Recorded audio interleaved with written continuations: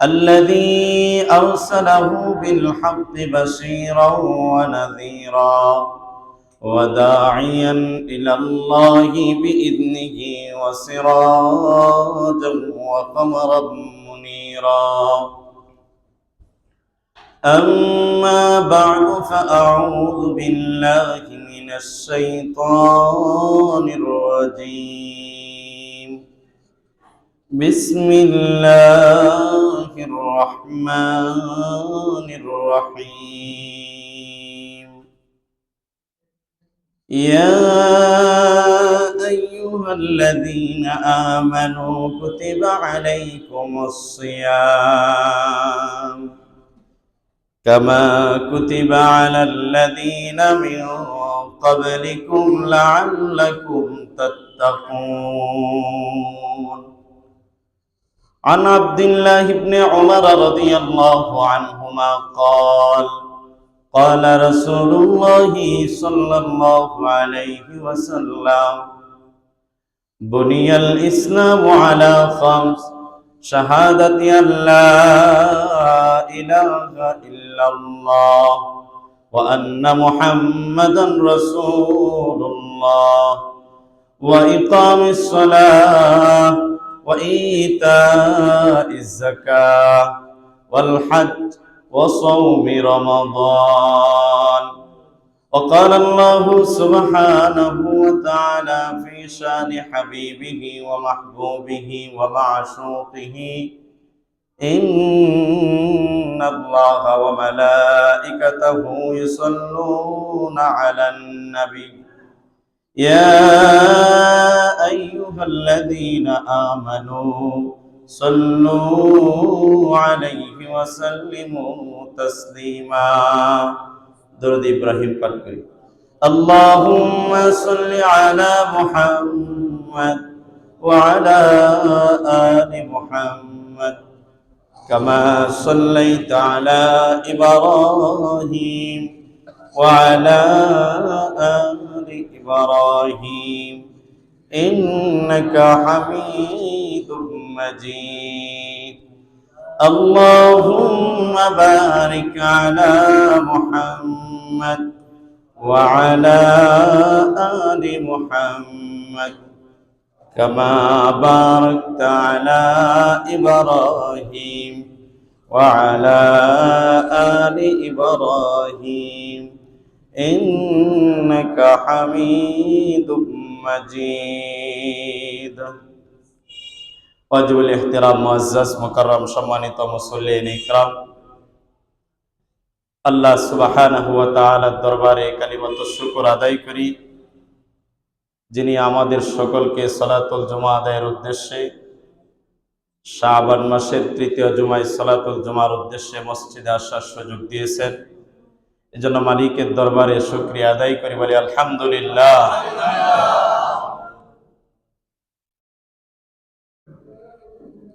আল্লাহ সুবহানাহু ওয়া তাআলা আমাদেরকে আখেরি পয়গম্বরের আখেরি উম্মত হিসাবে কবুল করেছেন। বড় দামি উম্মত হিসাবে আমাদেরকে স্বীকৃতি দিয়েছেন। কুরআনুল কারীমে আল্লাহ তাআলা আমাদের শ্রেষ্ঠত্ব সম্পর্কে স্বতন্ত্র আয়াত নাজিল করে ঘোষণা করেছেন।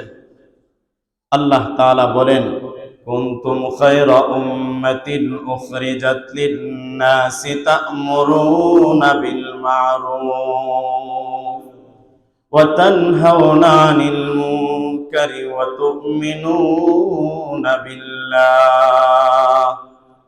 আল্লাহ তাআলা বলেন, কুনতুম খায়রা উম্মাহ, হে উম্মতে মুহাম্মাদি, তোমরা সাধারণ কোন উম্মত নও। তোমরা এই পৃথিবীতে যত উমাম, যত জাতি এসেছে, যত আম্বিয়াদের যত উম্মত এসেছিল, সকল উম্মতের মাঝে তোমরা শ্রেষ্ঠ উম্মত, শ্রেষ্ঠ জাতি। বলেন না সুবহানাল্লাহ। আল্লাহ তাআলা যাদেরকে শ্রেষ্ঠ বলেছেন তাদের চিন্তার কোনো কারণ আছে? আল্লাহ তাআলা বলেন, কুনতুম খায়রা উম্মাতিন উখরিজাত লিন-নাস তা'মুরুনা বিল মা'রুফি ওয়া তানহাউনা আনিল মুনকার ওয়া তু'মিনুনা বিল্লাহ। হে উম্মতে মুহাম্মাদি, তোমাদের কোনো দুশ্চিন্তা পেরেশানি নাই, তোমরা হলো পৃথিবীতে শ্রেষ্ঠ উম্মত, শ্রেষ্ঠ জাতি। আল্লাহর হাবিব সাল্লাল্লাহু আলাইহি ওয়াসাল্লাম হাদিসে বলেন, নাহনুল আখিরুনা সাবিকুন। আমার উম্মতেরা শোনো, তোমাদের মর্যাদা কত বেশি। পৃথিবীতে তোমরা এসেছো সবার পরে, কিন্তু জান্নাতে প্রবেশ করবে সবার আগে।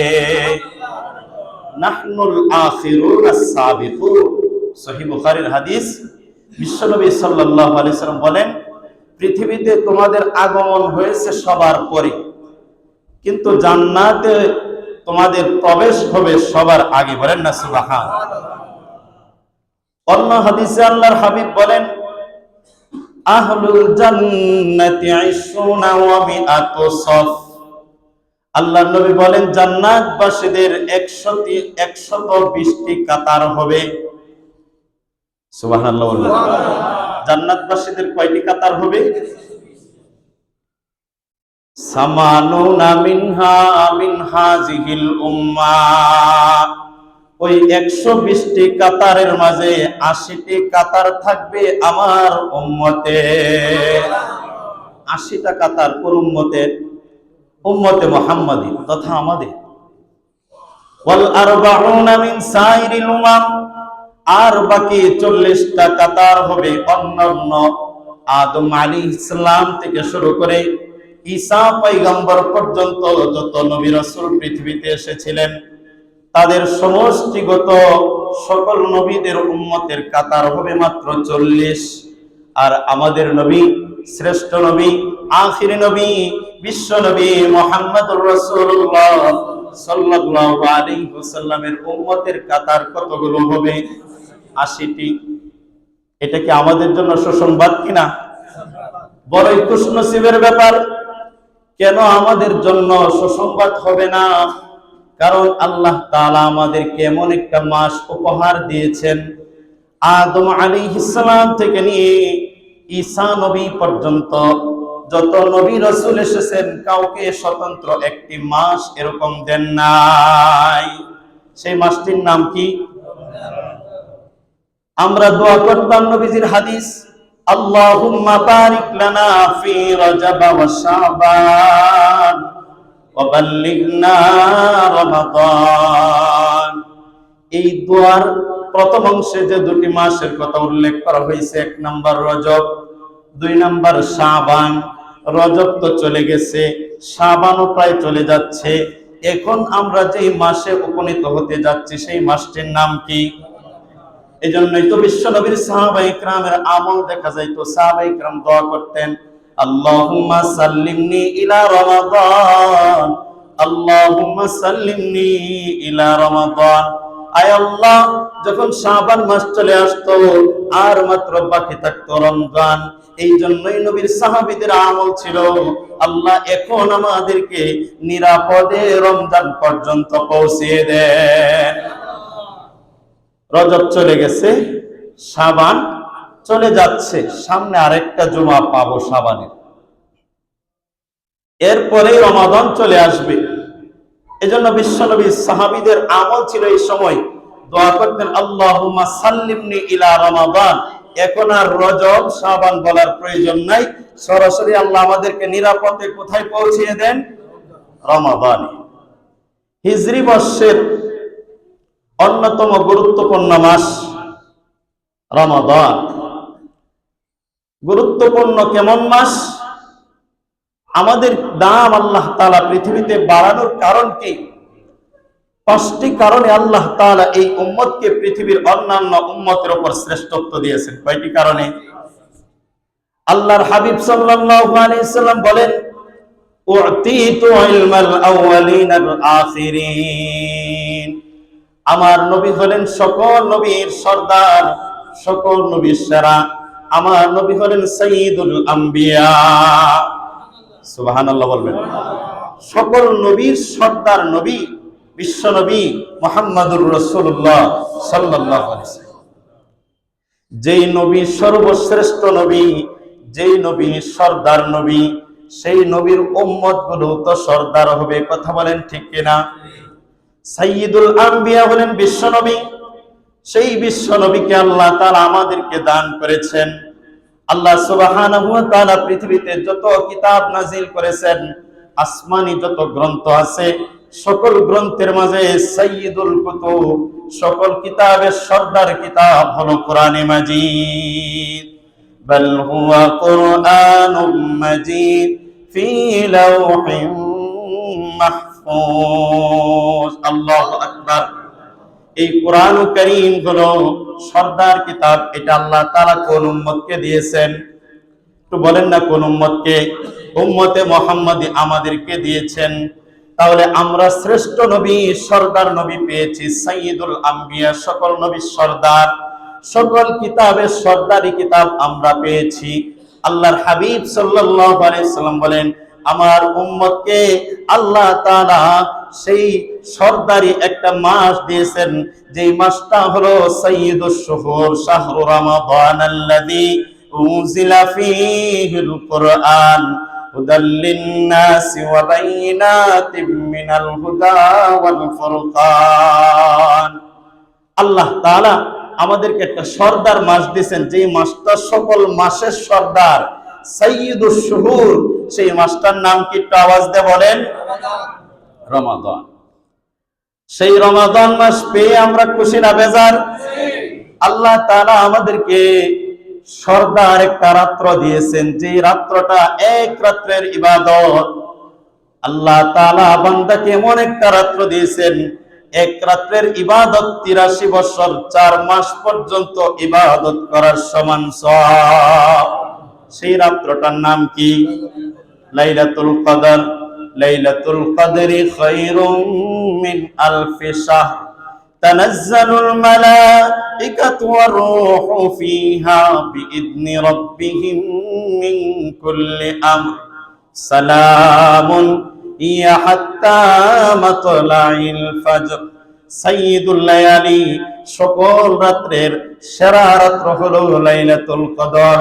শুধু তাই নয়, বিশ্ব নবীর উম্মতকে আল্লাহ তাআলা পৃথিবীতে দামি বানানোর জন্য সকল দিনের সেরা একটি দিন দিয়েছেন, সাইয়্যিদুন নাহার ইয়াউমুল জুমআ।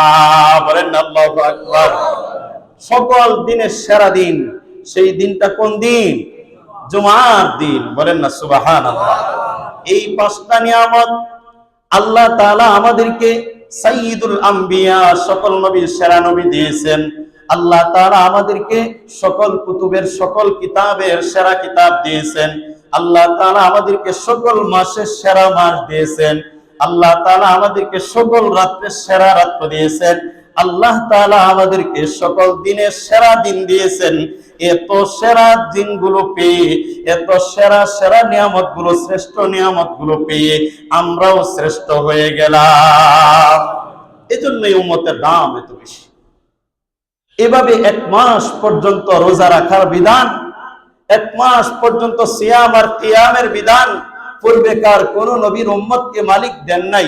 এটা একমাত্র এই উম্মতের বৈশিষ্ট্য। এজন্য রমাদান আসতেছে, আমাদেরকে প্রস্তুত থাকতে হবে। কথা বলেন ঠিক কিনা? সবকিছুর প্রস্তুতি লাগে কি লাগে না? প্রস্তুত থাকতে হবে। ভাইয়েরা আমার, আসেন আমি আলোচনার দিকে চলে যাই। সূরাতুল বাকারার ১৮৩ নম্বর আয়াত পাঠ করেছি আজকের জুমায়। কোরআন কারীমের বৃহৎ সূরা, সবচেয়ে বড় সূরা সূরাতুল বাকারার ১৮৩ নম্বর আয়াতের আলোকে বিশ্বনবী মুহাম্মদুর রাসূলুল্লাহ সাল্লাল্লাহু আলাইহি ওয়াসাল্লামের অসংখ্য হাদিস থেকে সহিহুল বুখারীতে বর্ণিত হযরত আব্দুল্লাহ ইবনে ওমর রাদিয়াল্লাহু আনহু কর্তৃক বর্ণিত একখানা হাদিস পাঠ করেছি। এই আয়াত এবং হাদিসকে সামনে রেখে আলোচনা সমাপ্তির দিকে যাব ইনশাআল্লাহ।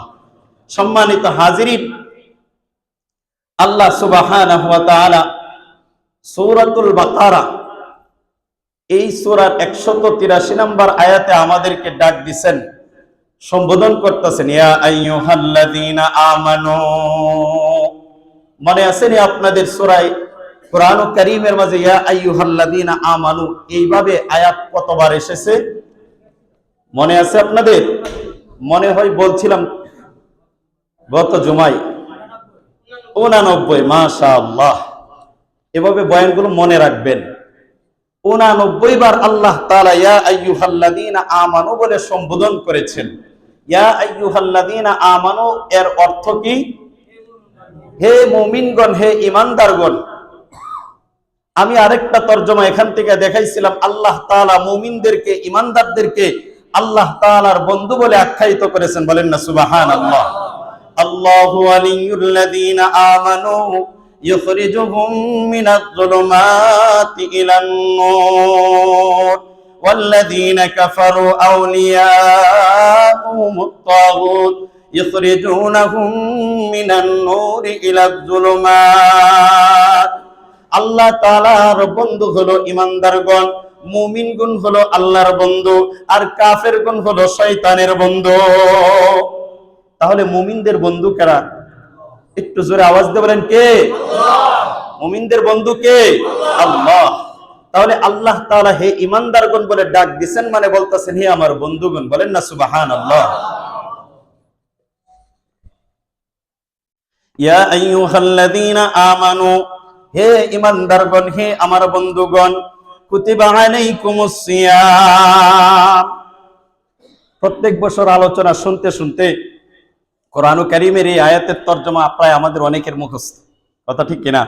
যারা খেয়াল করে বয়ান শুনেন তাদের এগুলো মুখস্থ হয়ে যাওয়ার কথা।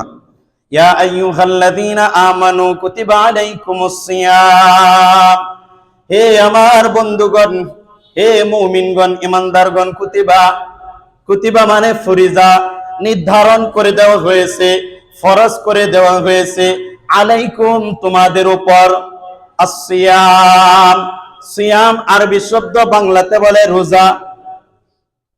কোরআন কারীমে কিন্তু রোজা নাই। কি নাই? রোজা আছে হাদিসে? তাহলে হাদিসে বা কোরআনে কি আছে? সাই দেখেন, আমার কথা এটা বললেন না আজকে হুজুরা বয়ানে বলছে রোজা হইলে কোরআনও নাই, রোজা হইলে হাদিসে নাই। রোজা নাই বলতে রোজা শব্দটা নাই। এই রোজা শব্দটা কোন ভাষার? ফার্সি ভাষা। আমরা বাংলাতেও এটা ব্যবহার হয় রোজা, কিন্তু কোরআনে যেটা ব্যবহার হয়েছে সেটার নাম কি? সিয়াম। বলেন সকলের নাম কি? সিয়াম।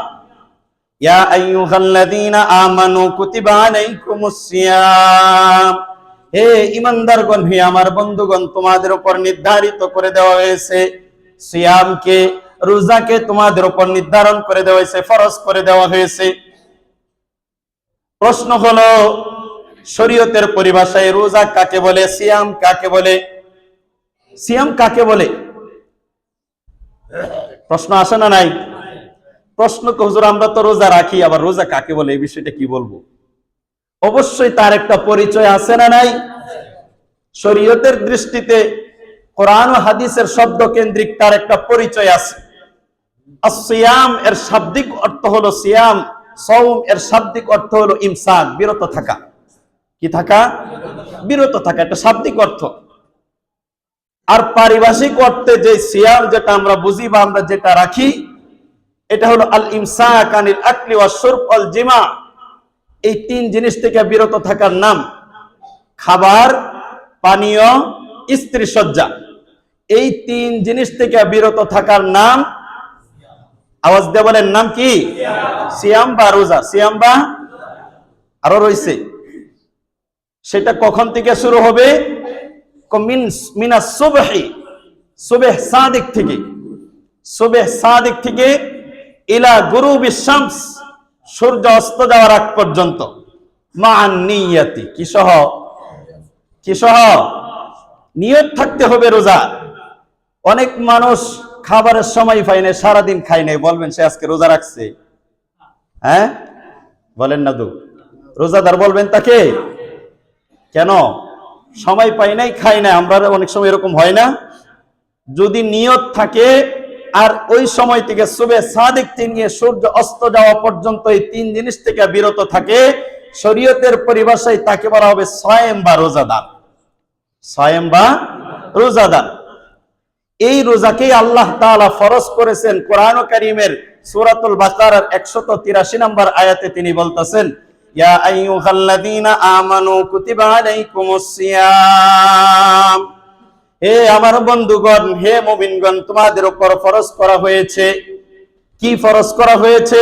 এখানে রোজা দ্বারা উদ্দেশ্য হলো শুধুমাত্র খাবার থেকে বিরত থাকা নয়, ওই যে শর্তগুলা সহ সুবে সাদিক থেকে নিয়ে গুরুবে শামস পর্যন্ত, সূর্য ডোবা পর্যন্ত 3 জিনিস থেকে নিয়ত সহ বিরত থাকার নাম রোজা।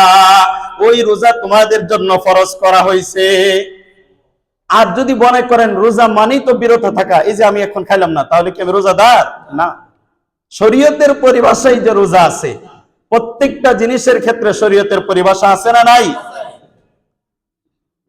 নামাজের উদাহরণস্বরূপ বোঝাই, সালাত এর শাব্দিক অর্থ হলো দুরূদ, কিন্তু আমরা সালাত বলতে বুঝি কি নামাজ?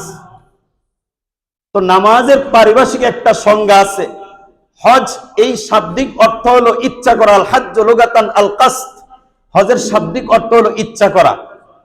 আর পারিভাষিক একটা সংজ্ঞা আছে, নির্দিষ্ট সময়ে নির্দিষ্ট কিছু কাজের মাধ্যমে আল্লাহ তাআলার হুকুমে সেখানে গিয়ে পালন করা, এরকম একটা সংজ্ঞা আছে যেটার নাম হলো হজ। তো প্রত্যেকটা জিনিসের শরঈ পরিভাষা আছে, পারিভাষিক একটা সংজ্ঞা আছে। মুহতারাম হাজিরিন, আমরা রোজার পরিচয় পেয়ে গেলাম। এবার আসেন, রোজা যে আল্লাহ তাআলা আমাদের উপর ফরজ করেছেন, এখন যেই ধাঁচে যেই পদ্ধতিতে আমরা রোজা রাখি, আদৌ কি রোজা কি বিশ্বনবী সাল্লাল্লাহু আলাইহি সাল্লামের জামানায় শুরুতে কি এরকমই ছিল? রোজার সিয়ামের কিছু ইতিহাস আমাদের জানা দরকার আছে না? সিয়ামের কি ইতিহাস? আমরা যে এখন সুবে সাদিক থেকে নিয়ে গুরুবে শামস পর্যন্ত রোজা রাখতেছি, বিশ্বনবী সাল্লাল্লাহু আলাইহি সাল্লামের উপর কি প্রথমেই এই অবস্থায় রোজা ফরজ হয়েছে? না।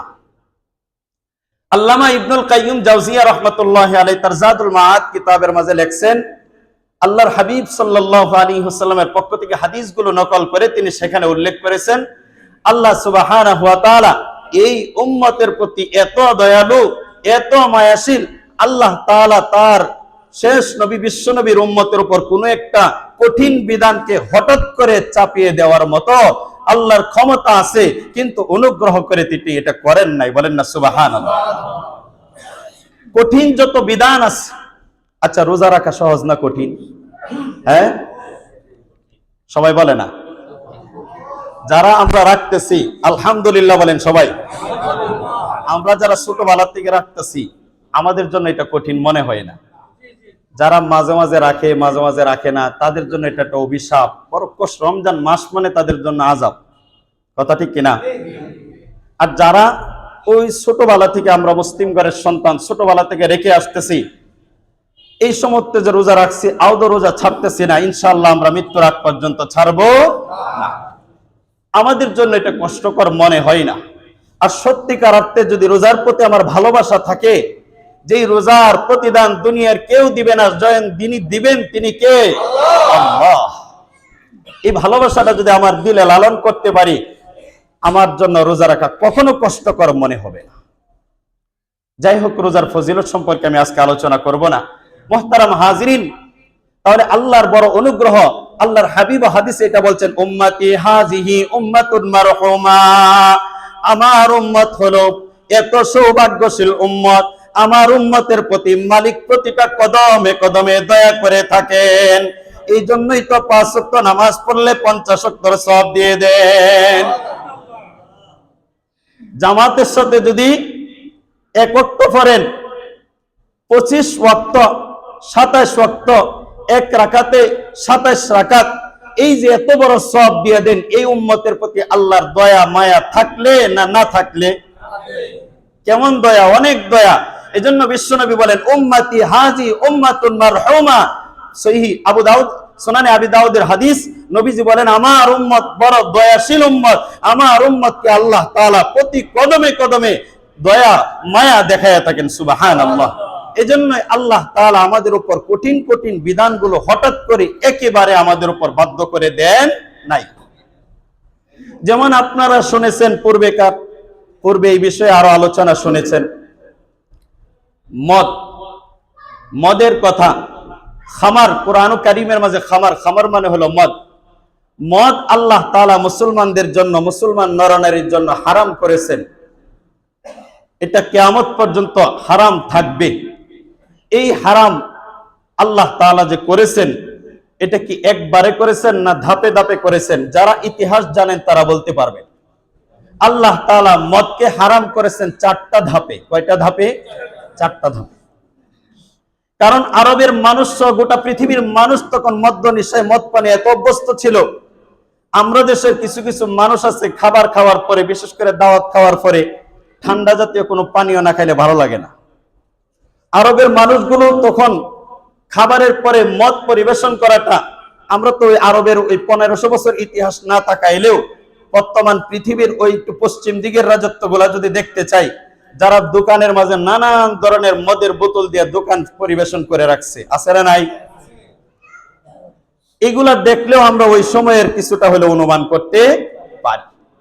যখন তাদের মাঝে মদ, তাদের রগ নেশায় এমন ভাবে বসে গিয়েছিল, মদ পান করাটা নেশায় পরিণত হয়েছিল, আল্লাহ সুবহানাহু ওয়া তাআলা এটা হারাম করবেন একেবারে চূড়ান্ত হারাম ঘোষণা করেন নাই, 4টা ধাপে হারাম করেছেন। বলেন আপনার আল্লাহ তাআলা চাইলে একবারে চূড়ান্ত ভাবে হারাম করতে পারতেন কি পারতেন না? কিন্তু মানুষের অভ্যাস, মানুষের আদত, স্বভাবের প্রতি আল্লাহ তাআলা সেখানে লক্ষ্য রাখছে। এজন্য ইসলামের যে কাজগুলো, ইসলামের বিধানগুলো কঠিন মনে করলেই কঠিন, যদি আপনি আদতে পরিণত করে নিতে পারেন, আপনার জন্য ইসলামী বিধান পালন করা মোটেও কঠিন হবে। আপনি পর্দা পালন করেন, আপনি পর্দার সহিত চলেন, দেখেন না আপনি এভাবে চলতে চলতে এক পর্যায়ে এমন হবে বেপর্দা চলা আপনার কাছে ভালোই লাগবে না, এটা অশান্তি মনে হবে আপনার কাছে। আপনি নামাজ পড়তে পড়তে অভ্যস্ত হয়ে গেছেন, নামাজ যদি একদিন কোনো মতো ছুটে যায়, আপনার জন্য একটা অস্বস্তি, নিজেকে ধিক্কার দিতে মন চাইবে। কথা ঠিক কিনা? তাহলে এরকম মুমিনের প্রত্যেকটা কাজের ক্ষেত্রে এরকম। এজন্য মুহতারাম হাজিরিন, আল্লাহ তাআলা প্রথমে মদের হারাম ঘোষণা না করে মক্কার মুশরিকরা যখন নবীজিকে প্রশ্ন করলো, সাহাবায়ে কিরাম যখন প্রশ্ন করলেন, ইয়াসআলুনাকা আনিল খামরি ওয়াল মাইসির কুল ফীহিমা ইসমুন কাবীরুন ওয়া মানাফিউ লিন-নাস ওয়া ইসমুহুমা আকবারু মিন নাফঈহিমা। মদ সম্পর্কে নবীজির কাছে জিজ্ঞাসা করার পরে নবীজি বলছেন এটা গুনাহের কাজ। আল্লাহ তাআলা আয়াত নাযিল করছেন, ইয়াসআলুনাকা আনিল খামরি ওয়াল মাইসির কুল ফীহিমা ইসমুন কাবীর ওয়া মানাফিউ লিন-নাস। এখানে তো অনেক বড় গুনাহ রয়েছে, আবার কিছুটা মানুষের এখানে উপকার রয়েছে। উপকার কি? এখানে আর্থিক একটা লেনদেন আছে। এখানে আয়াতে 2টা জিনিস উল্লেখ করা হয়েছে, একটা খামার আর একটা মাইসির। একটা হলো মদ আর একটা জুয়া। জুয়া আছে না নাই আমাদের দেশে? এই আয়াতের মাঝে গুনাহের কথা উল্লেখ করা হয়েছে, মদকে হারাম ঘোষণা করা হয় নাই। এর পরবর্তীতে আল্লাহ তাআলা সূরাতুন নিসার এক আয়াতে, ইয়া আইয়ুহাল্লাযীনা আমানু লা তাকরাবুস সালাহ ওয়া আনতুম সুকারা, আল্লাহ বলেন ঈমানদাররা সব সময় মদ খাও, কোনো অসুবিধা নাই, নামাজে যাওয়ার সময় মদ খাইতে পারবা না। নামাজে যাওয়ার সময় মদ খাইতে পারবা না, কারণ নামাজে যাওয়ার পরে যখন মদ খাবে, মদ খাওয়ার পরে অনেক সময় নিজের বউ রেজায় কি কয়, আম্মা, নাউজুবিল্লাহ বলবেন না, কারণ তার মাথা এরকম থাকে না, তখন কি বলেন আর না বলে। নামাজের মাঝে গিয়ে যখন আল্লাহর প্রশংসা করতে চাইবো, তখন আল্লাহর প্রশংসার পরিবর্তে সেখানে আল্লাহর কুৎসা রটনা করে বসে থাকবে। কথা ঠিক কিনা? এজন্য এরকম ঘটনা ঘটছিল সাহাবায়ে কেরামের মাঝে। এজন্য বিশ্বনবী বলছেন, আল্লাহ তাআলা আয়াত নাযিল করে জানাইছেন যে তোমরা অন্য সময় মদ খাইতে পারবা, কিন্তু নামাজের কাছে যে সময় নামাজে যাইবা ওই সময় মদ খাইতে পারবা। এখন নামাজ থেকে একটু সময় তাদেরকে বিরত রাখার জন্য, যতটুকু সময় নামাজ 5 ওয়াক্ত নামাজে যদি বিরত থাকতে পারে, অনেকটা সময় বেঁচে গেল। এভাবে তাদেরকে আস্তে আস্তে অভ্যাস পরিবর্তন করানো হচ্ছে। এরপরে আল্লাহ তাআলা 3য় ধাপে সূরাতুল মাইদার আয়াতে আল্লাহ তাআলা বলছেন, ইয়া আইয়ুহাল্লাযীনা আমানু ইন্নামাল খামরু ওয়াল মাইসিরু ওয়াল আনসাবু ওয়াল আজলামু রিজসুম মিন আমালিশ শাইতান। এখানে আল্লাহ তাআলা মদকে শয়তানের কাজ বলে আখ্যায়িত করছেন। বলেন নাউজুবিল্লাহ। আরো কিছু কিছু কাজের কথা তিনি বলছেন। এটা হলো 3য় পর্যায়, যে শয়তান মানুষের প্রকাশ্য দুশমন। ইন্নাশ শাইতানা লাকুম আদুউম মুবিন। সুতরাং এই দুশমনের কাজ তোমরা করিও না। তোমরা যদি দুশমনের সাদৃশ্যতা অবলম্বন করো, সে আমার দুশমন, তোমরাও আমার দুশমন হয়ে যাবে। আল্লাহ যখন আয়াত নাযিল করলেন, 3য় পর্যায়ে আরো কঠোরতা আসলো। 4র্থ পর্যায়ে আল্লাহ তাআলা এখানেও বলছেন, সূরাতুন নাহলের আরেক আয়াতে আল্লাহ তাআলা পবিত্র খাবারের পরিবর্তে সেখানে মদের কথা আনছেন, যেটা হলো আরেকটা নাপাক খাবার, অপবিত্র খাবার। আর এখানে আল্লাহ তাআলা বলছেন ফাহাল আনতুম মুনতাহুন, হে উম্মতেরা, হে সাহাবায়ে কিরাম যারা নবীর সংস্পর্শ নিয়েছো, তারা কি এই অপবিত্র খাবার থেকে, এই নিশা জাতীয় দ্রব্য থেকে বিরত থাকবে না? সাহাবায়ে কিরামের উপর চতুর্থ পর্যায়ে যখন আয়াত নাজিল হয়েছে, নবীর সাহাবায়ে কিরামের আমল দেখেন, সাহাবায়ে কিরাম উচ্চ সুরে ধ্বনি দিয়ে বলতেছেন ইনতাহাইনা ইনতাহাইনা, আল্লাহ যা বলেছেন বিরত থাকার জন্য আমরা সবাই আজকে থেকে বিরত থাকলাম, বলেন না সুবহানাল্লাহ। শুধু তাই নয় উম্মতেরা, আল্লাহ নবী সাহাবায়ে কিরামের আমল কেমন ছিল, ওই যখন এই চূড়ান্ত পর্যায়ের হারামের ঘোষণা আসলো, এক একজন সাহাবায়ে কিরামের মটকা ভরা ভরা মদ ছিল, বিভিন্ন আইটেমের মদ ছিল, মদিনার অলি গলিগুলো তখন মদের এরকম পানীয় দ্বারা বেসে গিয়েছিল। সাহাবায়ে কিরাম তাবিল করেন নাই, ব্যাখ্যা করেন নাই যে ঠিক আছে যেগুলো আছে এগুলা বিক্রি করে দেই, আমরা না খাইতে পারবো না, অমুসলিমদের কাছে বিক্রি করে দিব, তারা তো খাইতে পারবে, কথা ঠিক কিনা? তাদের কাছে বিক্রি করে দিব, তাহলে আমরা অর্থেতে কিছুটা লাভবান হইতে পারবো, নেক্সট আর এই ধরনের কাজ করব না।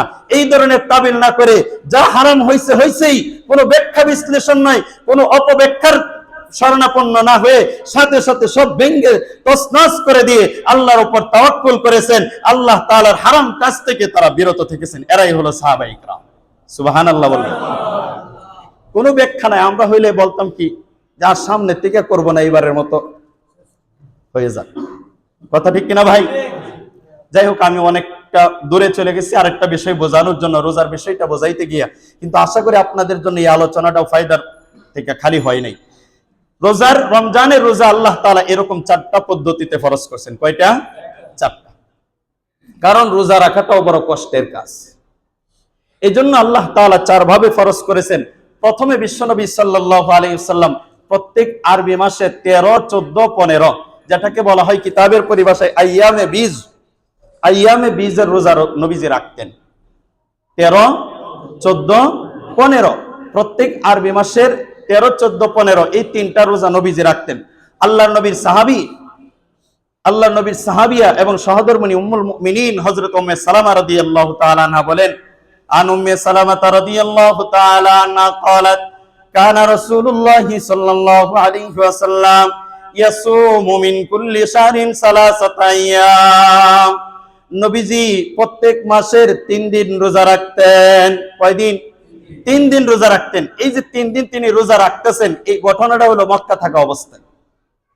এই যে 3 দিন রোজা রাখতেছেন, 13, 14, 15 এই 3 দিন রোজা নবীজি নিজেই রাখতেছেন। সাহাবায়ে কিরামের কাউকে আদেশও করেন নাই, উদ্বুদ্ধও করেন নাই। আদেশও করেন নাই, উদ্বুদ্ধও করেন নাই, নবীজি নিজে রাখতেছেন। সাহাবায়ে কিরাম আস্তে আস্তে জানতে পারলো আল্লাহ নবীর একটা আমল নতুন ভাবে শুরু হয়েছে। সেটা কি? প্রত্যেক মাসে 3 দিন কি রাখা? রোজা রাখা। নবীজি আমল করবেন আর সাহাবায়ে কিরাম চেয়ে চেয়ে দেখবেন। কি বলেন? এরকম না। তো সাহাবায়ে কিরাম গোপনে গোপনে রাখা শুরু করছে। নবীজি যখন জানতে পারছেন যে সাহাবায়ে কিরাম আস্তে আস্তে রোজা রাখতে শুরু করছে, উদ্দেশ্য হলো তাদেরকে রোজার প্রতি উদ্বুদ্ধ করা, আদত বানানো। কারণ এরকম কঠিন ইবাদত তো আগে ছিল না। এরকম লম্বা সময় পর্যন্ত রোজা রাখা, এরকম সিস্টেমে রোজা রাখা তো পূর্বেকার কোন উম্মতের কাছে ছিল না। এজন্য নবীজি রাখছেন। সাহাবায়ে কিরামকে কথার মাধ্যমে আদেশও করেন নাই, কথার মাধ্যমে উদ্বুদ্ধও করেন নাই, কিন্তু সাহাবায়ে কিরাম নবীজির আমল দেখে উদ্বুদ্ধ হয়ে গেছেন। সুবহানাল্লাহ। এরপরে যখন কিছুদিন পরে দেখলেন যে সাহাবায়ে কিরাম এবার আইয়ামে বীজের রোজা রাখে, নবীজি সাহাবায়ে কিরামকে এবার বললেন, হাদিসে আছে আন-না'মুরা, যে নবীজি আমাদেরকে আদেশ করেছেন প্রত্যেক মাসে 3 দিন রোজা রাখার জন্য। এবার এই প্রত্যেক মাসে 3 দিন রোজা রাখা, এটা হলো মুস্তাহাব। এটা কি? নবীজি পছন্দ করছেন, নবীজি রাখছেন, সাহাবায়ে কিরাম এবার আমল করতেছে। আল্লাহর হাবিব সাল্লাল্লাহু আলাইহি ওয়াসাল্লাম মক্কা থেকে এবার মদিনায় হিজরত করলেন। মদিনায় হিজরতের পরে বিশ্বনবী সাল্লাল্লাহু আলাইহি ওয়াসাল্লাম মদিনার ইহুদিদেরকে দেখলেন তারা একদিন রোজা রাখে। কয়দিন? একদিন। সেখানকার ইহুদিদেরকে জিজ্ঞাসা করলেন, মা হাজা, কি কারণে রোজা রাখো?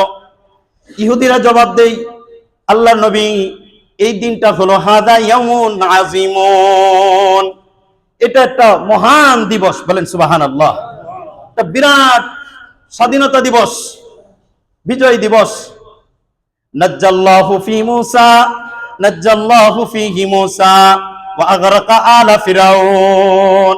আল্লাহ তাআলা এই দিনে আমাদের নবী মুসা কালিমুল্লাহ আলাইহিস সালামকে ফেরাউন এবং তার বংশধরদের থেকে আল্লাহ তাআলা ডুবা থেকে আল্লাহ তাআলা মুক্তি দিয়েছিলেন। এই জন্য মুসা আলাইহিস সালাম শুকরান লিল্লাহ, আল্লাহ তাআলা শুকরিয়া আদায় করে এই দিনে রোজা রেখেছিলেন। ইহুদিরা একটা ইতিহাস শোনাইলো নবীজিকে। নবীজি বললেন, ফানাহনু আহাক্কু বিমুসা মিনকুম, শোনো রে, তোমরা যদি তোমাদের নবী মুসা আলাইহিস সালামের অনুসরণে রোজা রাখো, আমি তো হলাম মুহাম্মদুর রাসূলুল্লাহ, আমার ভাই মুসা আলাইহিস সালাম, আমি তো মুসা আলাইহিস সালামের আরো নিকটবর্তী। সুতরাং নবীজি নিজেও রোজা রাখলেন। ও আমারা বিসিয়ামিহি, সাহাবায়ে কিরামকে বললেন, তোমাদেরকেও এই রোজাটা রাখতে হবে। এই দিন থেকে ওই রোজাটা ছিল ওয়াজিব। এটা হলো আশুরার রোজা। এটা কোন রোজা? আশুরার রোজা। তখন এটা ওয়াজিব সাব্যস্ত করে দিয়েছে। এবং নবীজি হাদিসে বলছেন যে 10 তারিখে তোমরা রোজা রাখবা এবং ইহুদিদের বিরোধিতা করে 10 এর আগে একদিন অথবা পরে একদিন 9-10 অথবা 10-11 বিরোধিতা করে একটা বাড়িয়ে রাখবা, যাতে তাদের সাথে তোমাদের আমলগুলো সাদৃশ না হয়। মুহতারাম হাজিরিন, এখান থেকে চিন্তার বিষয় হলো বিশ্বনবী সাল্লাল্লাহু আলাইহি ওয়াসাল্লাম সারাটা জীবন উম্মতদেরকে এই মেসেজ দিয়ে গেছেন, উম্মতেরা শুনে রাখো, এই পৃথিবীতে মুসলমানদের সবচেয়ে বড় দুশমন হলো ইহুদি। কারা? বলেন কারা? ইহুদিরা। আল্লাহ তাআলা কোরআন কারীমের পদে পদে আয়াত নাযিল করেছেন, সাবধান তোমরা মুসলমানরা ইহুদিদেরকে, খ্রিস্টানদেরকে, হিন্দুদেরকে, অমুসলিমদেরকে বন্ধু বানাইবা না। কিন্তু আমাদের চলা ফেরা, ওঠা বসা, আদর্শ কালচার সবকিছু আমরা তাদের সাথে মিলায় চলতে চাই। কথা বলেন ঠিক কিনা? কি উম্মত আমরা নিজেদেরকে দাবি করি? নবীজির সারাটা জীবন ছিল বিরুদ্ধাচরণ, কারণ এরা হলো মুসলমানদের চরম শত্রু, এরা হলো মুসলমানদের দুশমন। আল্লাহ তাআলা কোরআন কারীমে সূরাতুল মাইদায় বলছেন, ইয়া আইয়ুহাল্লাযীনা আমানু লা তাত্তাখিযুল ইয়াহুদা ওয়ান নাসারা আউলিয়া। কোনো ব্যাখ্যা বিশ্লেষণের প্রয়োজন নাই, সরাসরি আল্লাহ বলছেন ইহুদি নাসারাদেরকে তোমাদের বন্ধু বানায়ো না, তোমাদের বন্ধু বানায়ো না। আজকে আমরা মনে করি আমাদের বন্ধু যদি ভারত না হয়, আমাদের বন্ধু যদি আমেরিকা না হয়, তাহলে আমাদের দেশ বুঝি অচল হয়ে যাবে। কথা ঠিক কিনা? এই আশঙ্কায় আমাদের থাকে। নামাজ পড়তে আসে আল্লাহর উপর ভরসা করে, আল্লাহর উপর ইয়াকিন রাখি, বিশ্বাস রাখি, কিন্তু এখান থেকে চলে যাওয়ার পরে আর আমাদের বিশ্বাস এতটুকু থাকে না। কথা বলেন ঠিক কিনা? এজন্য বিশ্বাস থাকতে হবে, ভয় যাকে পাবো তিনি একমাত্র কে? আল্লাহ। আর কাউকে ভয় পাওয়া যাবে না, আর কাউকে ভয় পাওয়া যাবে না। ওদেরকে বন্ধু বানিয়ে আমাকে থাকতে হবে? ওদেরকে বন্ধু বানায় কি আমার মরণকে আমি ঠেকাইতে পারবো? আমার ধ্বংস হওয়াকে আমি ঠেকাইতে পারবো? কিসের নিশায়, কিসের আশায় আপনি তাদেরকে বন্ধু বানাচ্ছেন আল্লাহ আল্লাহ রসুলকে দুশমন বানিয়ে? এজন্য মুসলমান ভাইরা আমার, আজকে মুসলিম যুবক যুবতী যাদেরকেই বলি, চেহারা, সুরত, ছবি, কাপড় সব কিছুর মধ্যে আদর্শ যাদের নেই তারা হলো মুসলিম। মুসলিমদের আদর্শ গ্রহণ করতে চাই না। নবীজি পরিষ্কার বলছেন, মান তাশাব্বাহা বিকওমিন ফাহুয়া মিনহুম। পৃথিবীতে যে যার আদর্শ লালন করবে, যে যার সাথে চলাফেরাকে পছন্দ করবে, আল্লাহ তাআলা কিয়ামতের দিন জাহান্নামে তাদেরকে তাদের সাথেই দিয়ে দিবেন। নাউজুবিল্লাহ। মুহাম্মদুর রাসূলুল্লাহর আদর্শ ভালো লাগলে, তার যদি চালন ভালো লাগে, তার নীতি ভালো লাগে, তাকে নেতা হিসাবে ভালো লাগে, তাহলে তার সাথে জান্নাতে যাওয়ার আশা করা যাবে। আর তাকে নবী মানলেন, তাকে নেতা মানলেন না, তাকে শুধু নামাজের জন্য নেতা মানলেন, কোরআনের জন্য নেতা মানলেন, রাষ্ট্রের জন্য নেতা মানলেন না, না না, আপনি খাঁটি মুসলমান হইতে পারবেন না। কাবাতে আপনি নামাজ পড়লেও আপনি খাঁটি মুসলমান না। মুহতারাম হাজিরিন, এজন্য বন্ধু বানাইব একমাত্র কাকে? আল্লাহ এবং তার রসুলকে। আল্লাহ এবং তার রসুলকে, ভয় নাই কোনো। যেই কথাটা বলতেছিলাম, নবীজি বলতেছেন যে ইহুদিদের বিরোধে করে একদিন আগে একদিন পরে রোজা রাখো। এই গঠনটা গঠার পরে নবীজি বলছিলেন, লা ইন বাকিতু লা আসুমান্না তাসিয়া। হাদিসের স্পষ্ট ইবারত যে আমি যদি আগামী বছর জীবিত থাকি তাহলে আমিও কি করব? 9 তারিখে রোজা রাখবো। কিন্তু নবী আলাইহিস সালাম পরে আর জীবিত ছিলেন নাই, তিনি রাখতে পারেন নাই। তো এটা হলো 2 নাম্বার রোজার ভাগ। প্রথমে ছিল আইয়ামে বীজের রোজা 3 দিন, এরপরে আসলো 1 দিন। তৃতীয় পর্যায়ে আল্লাহ তাআলা যখন কোরআন ও কারীমের আয়াত নাজিল করলেন, কোন আয়াত? এই যে আমি যে আয়াত তেলাওয়াত করলাম, সূরাতুল বাকারার 183 নম্বর আয়াত, ইয়া আইয়ুহাল্লাযীনা আমানু কুতিবা আলাইকুমুস সিয়াম। আল্লাহ তাআলা বলেন, হে আমার বন্ধুগণ, তোমাদের উপর রোজা ফরজ করা হয়েছে। এই আয়াত যখন নাজিল হয়েছে, তখন রোজা রাখা এবং রোজা না রাখা দুইটা অপশন ছিল। বলেন, কয়টা অপশন ছিল? এখন পর্যন্ত কিছু মানুষ ওই অপশন গ্রহণ করতে চায়। সাবধান, ওই অপশন গ্রহণ করার আর এখন আর সুরত নাই। আমি আগে আলোচনাটা বোঝাই নি আপনাদেরকে।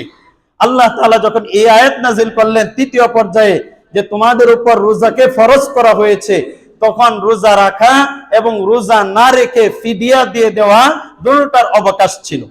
কেমন? যারা রোজা রাখতে সক্ষম তারা রোজা রাখবে, যারা রোজা রাখতে সক্ষম না, টাকা পয়সা আছে, তারা ইতআম ও মিসকিন, গরিব মানুষকে, অসহায় মানুষকে খাবার দিবে, খাবার দিয়ে সে রোজা থেকে বেঁচে যাবে, তার রোজা রাখতে হবে না। এটাকে বলে ফিদিয়া। এটা ওই সময় অবকাশ ছিল, যারা রোজা রাখতে পারে রাখবে, যারা রাখতে পারে না তাদের জন্য বিকল্প ব্যবস্থা। এরপরে এটা তৃতীয় ধাপ। এরপরে চতুর্থ ধাপে আল্লাহ তাআলা আয়াত নাযিল করলেন, শাহরু রমাদানাল্লাযী উনজিলা ফীহিল কুরআন হুদাল লিন-নাসি ওয়া বাইয়িনাতিম মিনাল হুদা ওয়াল ফুরকান ফামান শাহিদা মিনকুমুশ শাহরা ফালইয়াসুম। ফামান শাহিদা মিনকুমুশ শাহর, এখানে শাহর দ্বারা আর অন্য কোনো মাস নয়। আরবিতে শাহরুন শব্দের অর্থ হলো মাস। এখানে অন্য কোনো মাস বোঝাই নাই, সেই মাস হলো রমজান মাস। কোন মাস? বলেন, কোন মাস? রমাদান। এই মাস যার কাছে উপস্থিত হবে, যারা এই মাসে উপনীত হবে, তাদের জন্য রোজা রাখা ফরজ, বাধ্যতামূলক, আবশ্যক। এখন আর রোজা না রেখে ফিদিয়া দেওয়ার কোনো সুযোগ নাই।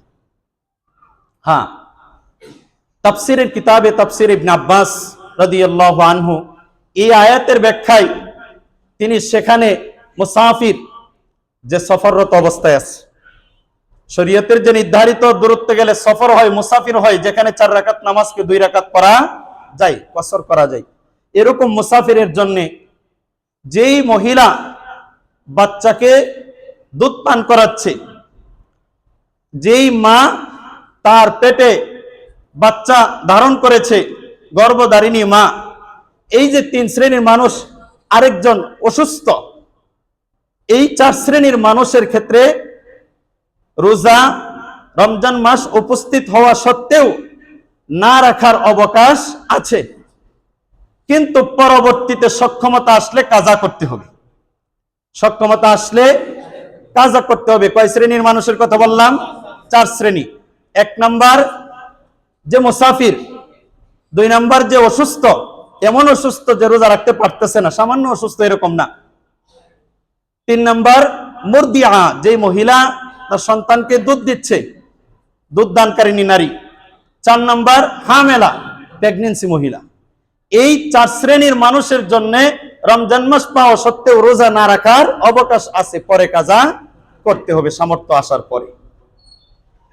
তো মুহতারাম হাজিরিন, এই চতুর্থ পর্যায়ে যখন আয়াত নাজিল হয়ে গেল, ফামান শাহিদা মিনকুমুশ শাহরা ফালইয়াসুম, এরপরে আর রোজা না রেখে টাকা দিয়ে মওকুফ করার, এখান থেকে বেঁচে যাওয়ার আর কোনো সুযোগ। এই কথা বলা যাবে যে রোজা তো তারাই রাখবে যাদের ঘরে খাবার নাই, যারা গরিব তারা রোজা রাখবে নাকি? হ্যাঁ, সকলকেই রাখতে হবে, নারী পুরুষ, বালেগ বালেগা, প্রাপ্তবয়স্ক প্রাপ্তবয়স্কা। আমার ছোট বাচ্চাটা, হ্যাঁ, আপনাদের কাছে আমাদের কাছে আমাদের সন্তান তো বালেগা হয়ে গেল, তারপরও ছোটই, কথা ঠিক কিনা? কলেজে পড়লেও এখনো ছোট, কলেজে পড়লেও, ভার্সিটিতে পড়লেও ছোট সন্তান, কোনোদিন বাপ মার কাছে এত বড় হয় না, কথা ঠিক কিনা? কিন্তু তাই বলে কি আপনি শরীয়তের বিধান থেকে তাকে আদর করে বিরত রাখার চেষ্টা করবেন? আপনি স্পর্ধা কোথায় পেলেন? আল্লাহর কাছে কি জবাব দিবেন? কি জবাব দিবেন? আপনি আদর করতেছেন, আদরের জায়গায় রাখেন। এই আদর করে আল্লাহর বিরুদ্ধাচরণ করতে চায়। আর সন্তানদেরকেও বলি, যুবক যুবতীদেরকেও বলি, আল্লাহ রসুল হাদিসে বলেন, লা তাআতা লিমাখলুকিন ফি মাসিয়াতিল খালিক। বাপ মা যদি নিষেধ করে, আর এই নিষেধটা যদি আল্লাহ তাআলার অসন্তুষ্ট হয়, যেখানে বাপ মা বলতেছে, না এখন তোর এত রাত্রে নামাজে যাওয়ার দরকার নাই, এখন নামাজে গেলে জামাতের সাথে নামাজ পড়তে হবে, ঘরে ফিরে, কত মানুষ যদি ঘরে নামাজ পড়ে। সন্তান যদি বাপ মার কথা শুনে এই ক্ষেত্রে বাপ মা সন্তুষ্ট হইল, কিন্তু আল্লাহ তারাও সন্তুষ্ট হবেন। এরকম ক্ষেত্রে বাপ মার আনুগত্য করা আল্লাহকে অসন্তুষ্ট করা হারাম, আল্লাহকে অসন্তুষ্ট করা হারাম। এজন্য আল্লাহকে অসন্তুষ্ট করে বাপ মাকেও খুশি করা জায়েজ নাই, বাপ মাকেও খুশি করা জায়েজ নাই আল্লাহকে অসন্তুষ্ট করে। আল্লাহকে অসন্তুষ্ট করে দুনিয়ার কাউকে খুশি করা জায়েজ নাই, হারাম হারাম। লা তাআতা লিমাখলুকিন ফি মাসিয়াতিল খালিক। ভাইরা আমার, ইতিহাসটা একটু লম্বা আলোচনা করতে গিয়া শেষ দিকে চলে গেছি। যে রমজানের এখন যে রোজা আমরা রাখতেছি, এই রোজাটা সরাসরি বিশ্বনবী সাল্লাল্লাহু আলাইহি ওয়াসাল্লাম প্রাথমিক অবস্থায় রাখেন নাই, কিন্তু রোজার সময় কতটুকু ছিল এখন তো আমরা রাখি সুবে সাদিক থেকে শুরু করে গুরুবে শামস পর্যন্ত। ওই সময়ের রোজাটা কতটুকু সময় ছিল? রোজা আমাদের উপর ফরজ নাকি আরো পূর্বেকার উম্মতের উপর ফরজ ছিল? রোজার উদ্দেশ্য কি? এগুলো আল্লাহ তাআলা এই আয়াতের মধ্যে বিস্তারিত বর্ণনা করছেন। এই সূরাতুল বাকারার 183 নম্বর আয়াতে আল্লাহ তাআলা প্রথমে যে বিষয় উল্লেখ করেছেন সেটা হলো রোজার হুকুম। রোজা রাখা মুসলমান নরনারীর উপর কি? আওয়াজ দিয়ে বলেন কি? আল্লাহর হাবিব বলেন, বুনিয়াল ইসলাম আলা খামস শাহাদাতি আল্লা ইলাহা ইল্লাল্লাহ ওয়া আন্না মুহাম্মাদান রাসূলুল্লাহ ওয়া ইকামিস সালাহ ওয়া ইতাইজ যাকাত ওয়াল হজ ওয়া সাওমি রমাদান। ইসলামের ভিত্তি কয়টা জিনিসের উপর? এই পাঁচটার একটাকে যে অস্বীকার করবে, সে মুখের মাধ্যমে অস্বীকার করো অথবা কাজের মাধ্যমে অস্বীকার করো, সে মুসলমান থাকবে না, সে মুসলমান থাকবে না। আরো অনেক বিধান আছে, তার মধ্যে মৌলিক ইসলামের বিধান এখানে 5টা উল্লেখ করা হয়েছে, তার মধ্যে একটা হলো রোজা। মুহতারাম হাজিরিন, আল্লাহ যদি হায়াতে বাঁচিয়ে রাখেন, এই আয়াতকে সামনে রেখে ইনশাআল্লাহুল আজিজ সামনে জুমা এবং সামনে রমজান আসতেছে, আমরা এখন থেকে প্রস্তুতি নিব যেন আমাদের রমজানের সময় নষ্ট না হয়, ইবাদত বন্দেগীতে সময় বেশি দিতে পারি। আল্লাহ যেন আমাকে আপনাদের সকলকে মাহে রমজানের ফয়জ ও বারাকাত হাসিল করার এখন থেকে প্রস্তুতি নেওয়ার তৌফিক দান করেন। সকলে বলেন আমিন। যারা সুন্নাত করেন